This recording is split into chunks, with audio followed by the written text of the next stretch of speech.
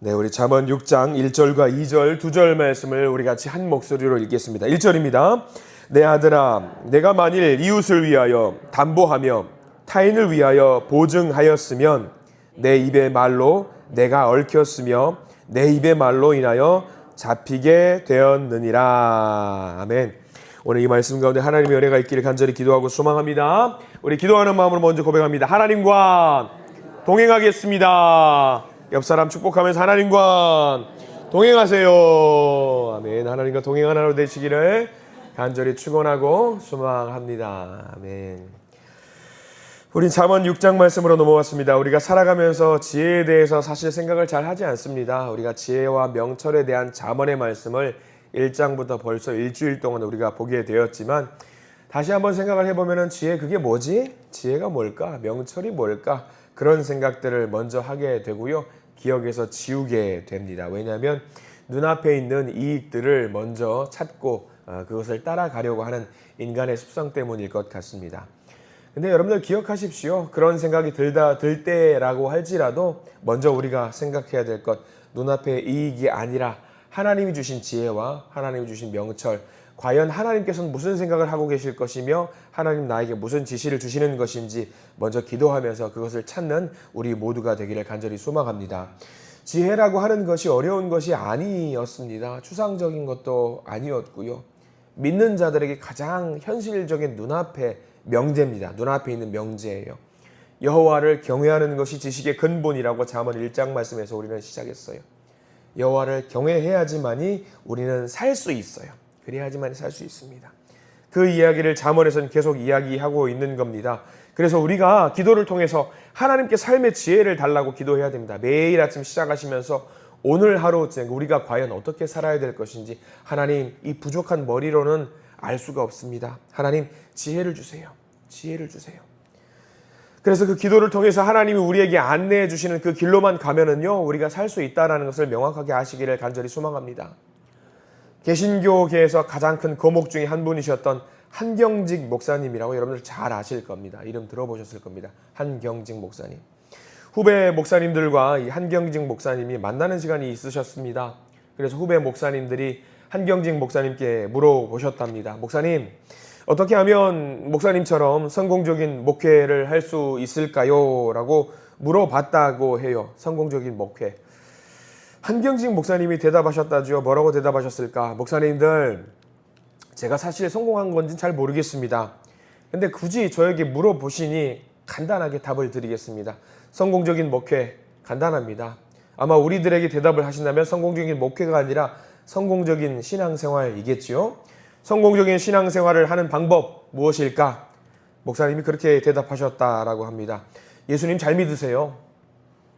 간단합니다. 예수님 잘 믿으세요. 쉽죠? 예수님 잘 믿으라고 하는 것. 근데 거기에는 한 가지 단어가 더 들어가 있잖아요. 우리는 예수를 믿잖아요. 예수님을 믿어요. 근데 한경직 목사님이 대답하셨던 말에는 한 가지가 더 있습니다. 예수님을 어떻게 믿으라? 잘 믿으라. 잘 믿으라는 단어가 다 있어요. 여러분들 다 예수님 믿잖아요. 이 잘이라는 단어가 굉장히 중요한 겁니다.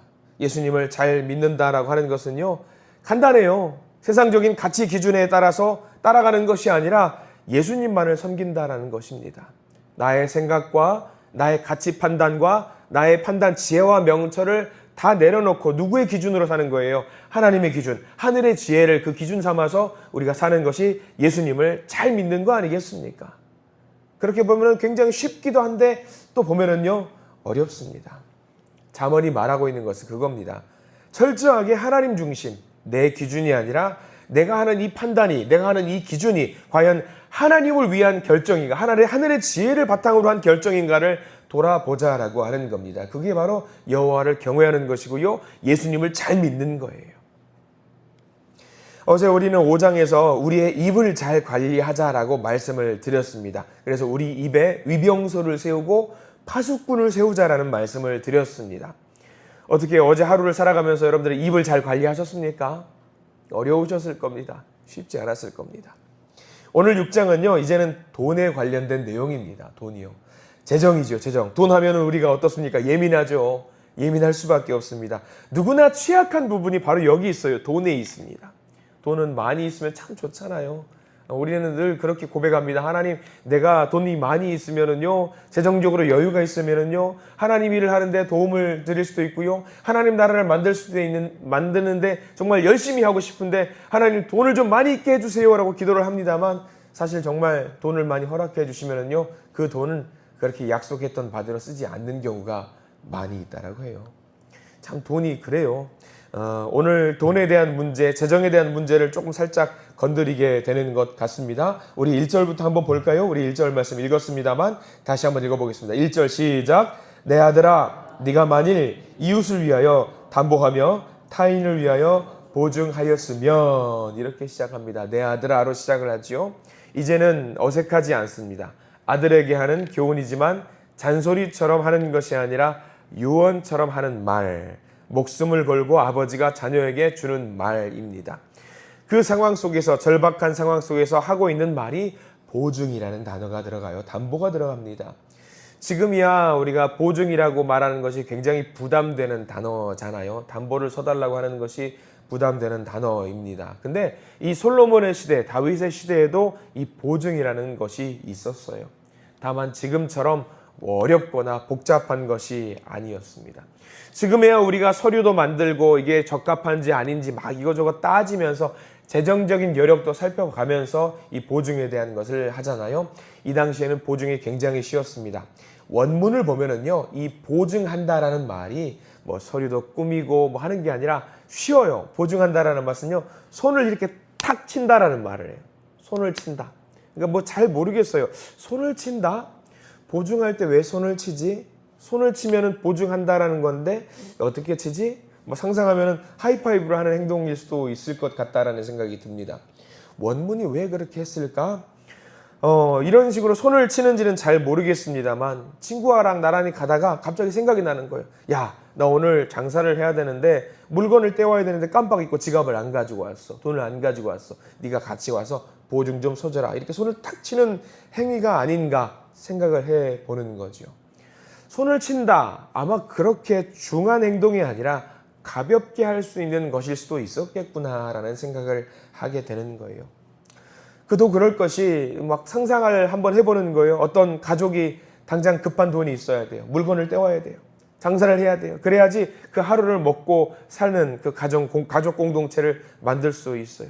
그럼 친구 데리고 와서 갑자기 이야기하는 겁니다. 야, 보증 좀 서줘라. 보증 좀 서줘. 내가 오늘 장사를 하고 내가 오늘 하루 이 장사하는 걸 가지고 너한테 바로 갚아줄게. 아마 이런 것이 아니었을까 생각이 들어요.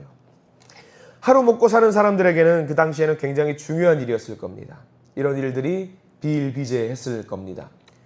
근데 이렇게 쉽게 할 수 있는 건데, 사람은요 참 악한 게, 악한 일에는 굉장히 민첩하게 반응하는 것이 사람인 것 같습니다. 이 제도를 악하게 사용을 하는 것이 사람이에요. 좋게 사용을 하자면은요, 이것을 좋게 이용을 하자면은요, 너도 살리고 나도 살리고 하는 것이 이 아름다운 제도인데, 사람들의 생각은 꼭 그렇게 하지 않는다라는 거지요. 악행합니다. 악을 저지릅니다. 그래서 2절이 그 내용이 나와 있어요. 이 보증과 담보의 내용을 가지고 2절 말씀을 우리에게 주고 있거든요. 2절 말씀 같이 한번 읽어볼까요? 시작. 내 입의 말로 내가 얽혔으며 내 입의 말로 인하여 잡히게 되었느니라 라고 나와 있습니다. 이 보증을 악하게 이용하는 사람으로 인해서 우리가 이제 어떤 악의 어떤 수렁에 빠지게 되었다라는 거지요. 근데 2절 말씀을 잘 보시면은요, 이 보증에 대한 이야기를 하면서 5장 말씀과 연장되는 말씀을 우리에게 주고 있다라는 거죠. 2절 말씀 잘 시작 좀 보시면 뭐라고 나와 있죠? 너의 입의 말로 네가 얽혔다라고 나와 있어요. 입의 말로. 이 보증이라고 하는 것도 뭐냐? 무슨 실수다? 우리 입의 실수라는 거예요. 왜 입의 실수일까? 무엇이 문제일까? 입의 실수 간단해요. 우리가 보증을 설 때 우리가 제일 먼저 하는 것이 뭐냐면, 당신이 저 사람을 압니까요? 모르는 사람한테 보증을 서주지는 않잖아요.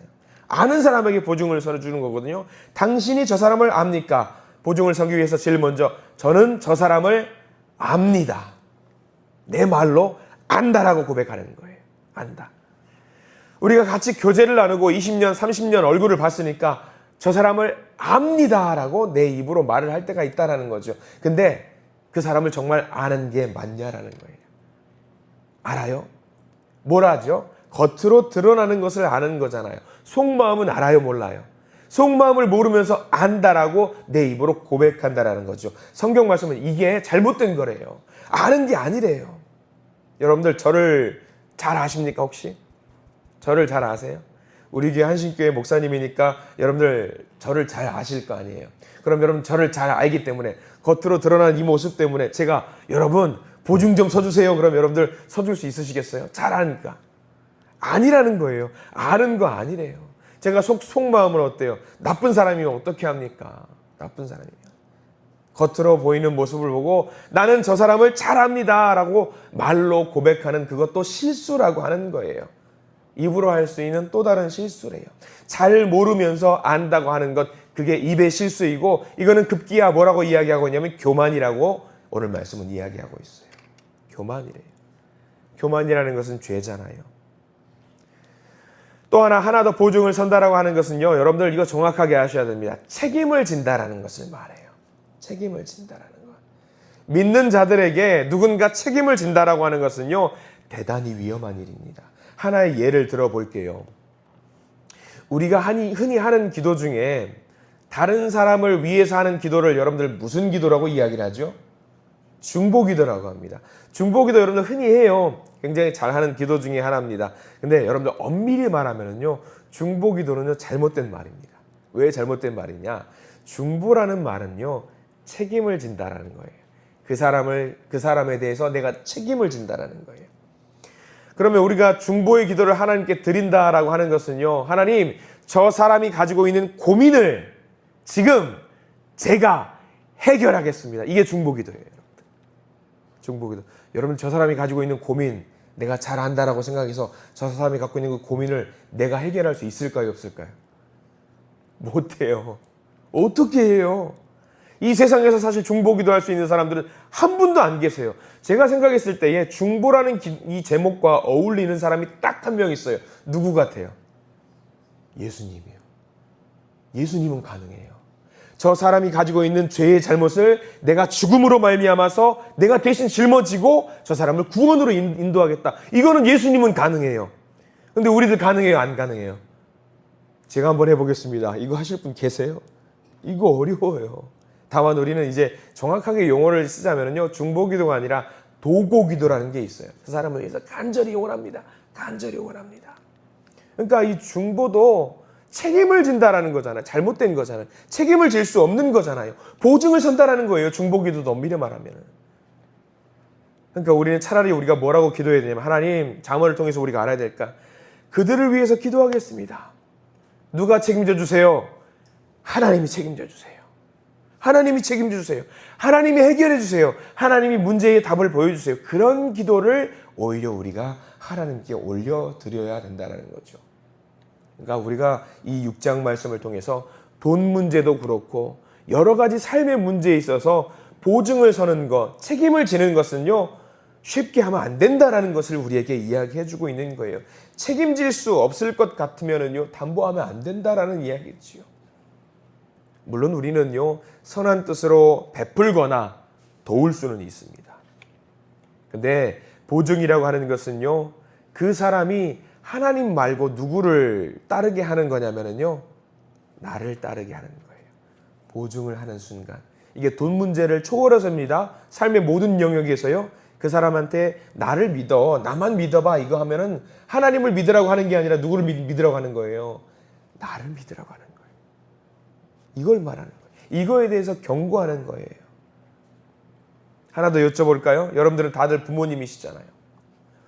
부모님께서 다들 아실 겁니다. 자녀의 삶을 책임질 수 있습니까? 없습니까?